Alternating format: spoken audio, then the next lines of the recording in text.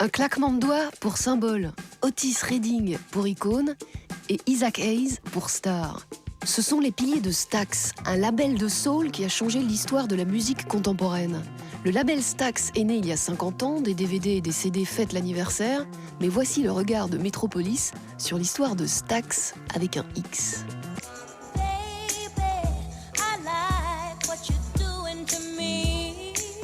Memphis, fin des années 50, c'est là que s'ouvre l'une des plus belles pages de l'histoire de la musique noire américaine. L'aventure commence grâce à Jim Stewart, un banquier blanc, fan de country, qui s'associe à sa sœur, Estelle Axton.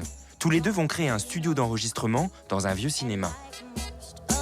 Stax n'aurait pas pu naître ailleurs qu'à Memphis, non, parce que c'est vraiment une musique du sud des États-Unis. Et puis la particularité de Stax, il y avait un mélange racial totalement inédit. Les studios Stax sont dans une sorte de ghetto à Memphis, et c'était incroyable que. Il ne faut pas oublier qu'on est au début des années 60, la ségrégation raciale est très forte, et de rentrer dans un studio d'enregistrement et de voir deux blancs et deux noirs qui jouent ensemble, c'était inimaginable à l'époque.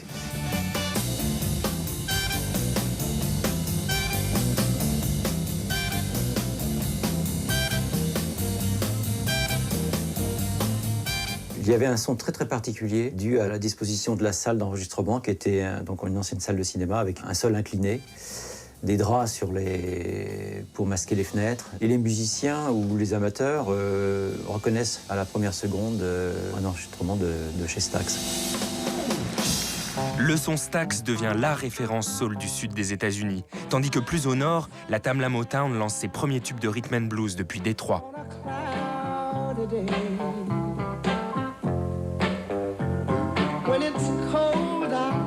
D'un côté, tu avais Motown, c'est peut-être un peu plus sophistiqué. Tu avais des gens comme Temptation ou Marvin Gaye. Et de l'autre côté, c'était quand même un peu plus cru, quoi.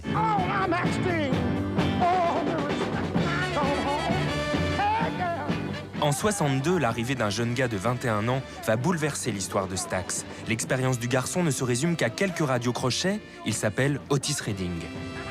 Otis Redding a insisté lourdement auprès d'un des musiciens pour leur montrer ce qu'il savait faire et chanter une chanson. Et il s'est mis au piano, il a chanté This Hour of Mine, son premier titre qu'il avait composé. Et tous les musiciens qui étaient présents ont été sous le charme et ont aussitôt enregistré le morceau.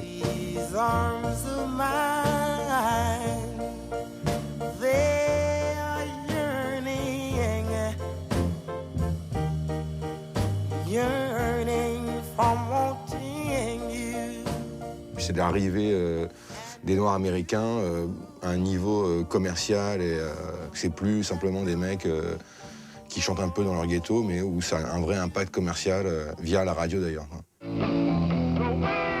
Jim Stewart et Estelle Axton sont encouragés par le succès du label aux États-Unis et ils décident d'envoyer les chanteurs en tournée sur les routes d'Europe.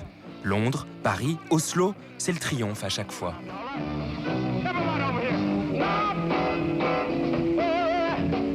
Et lorsqu'ils sont arrivés en Europe, ils ont été complètement surpris de l'accueil. Même les Beatles leur avaient envoyé leur limousine. Il fallait voir vraiment les musiciens sur scène et c'était quelque chose d'incroyable.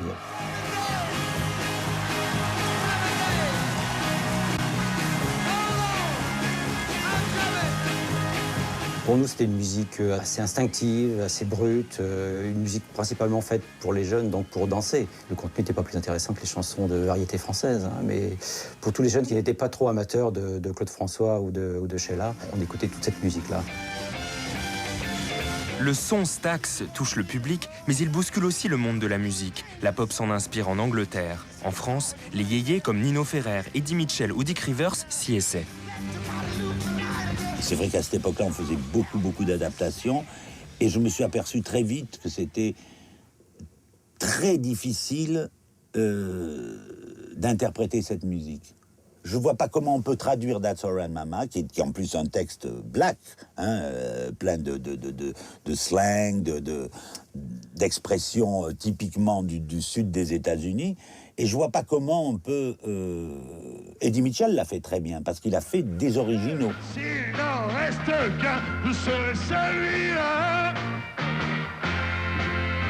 S'il n'en reste qu'un, je serai celui-là.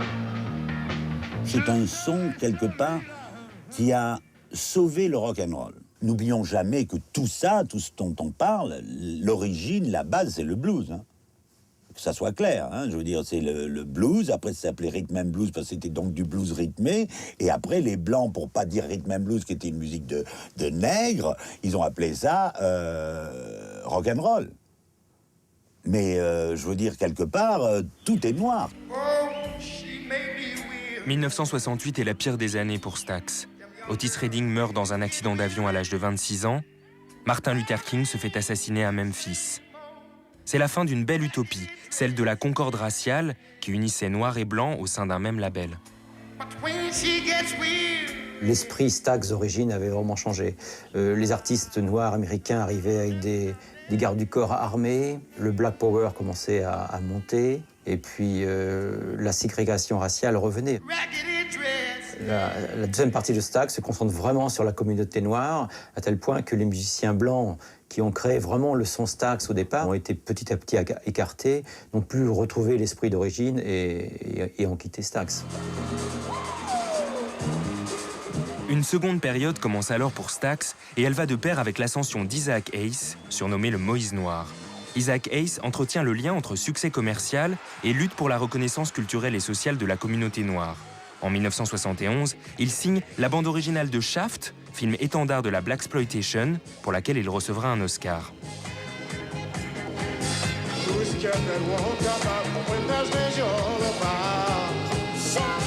Un an plus tard, il enflamme Watts Stax, un concert organisé en souvenir des émeutes de Watts à Los Angeles.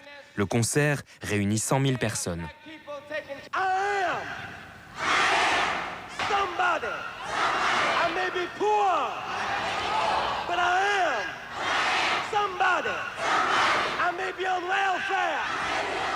Avec ce concert qu'on appelle aussi le Woodstock noir, Stax vit ses dernières heures de gloire. Le label dépose le bilan en 1975, mais le son et l'esprit ne disparaissent pas.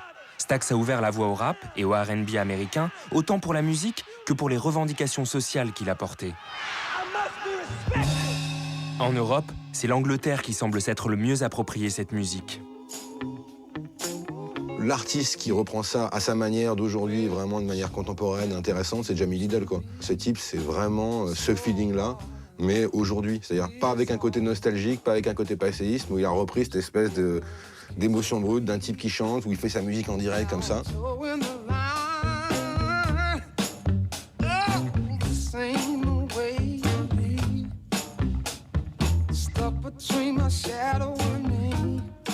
Dernière figure de la soul britannique, Amy Winehouse est comme la nouvelle incarnation de l'âme de Stax. Une musique puissante, rugueuse, en prise avec les pulsations de la rue. Une musique qui est née dans un ghetto de Memphis il y a 50 ans.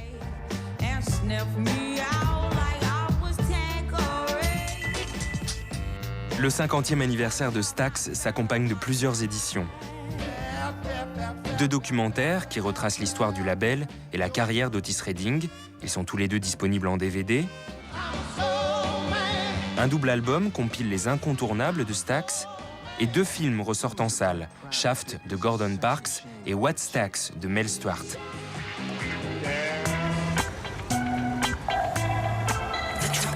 Métropolis, c'est fini pour aujourd'hui.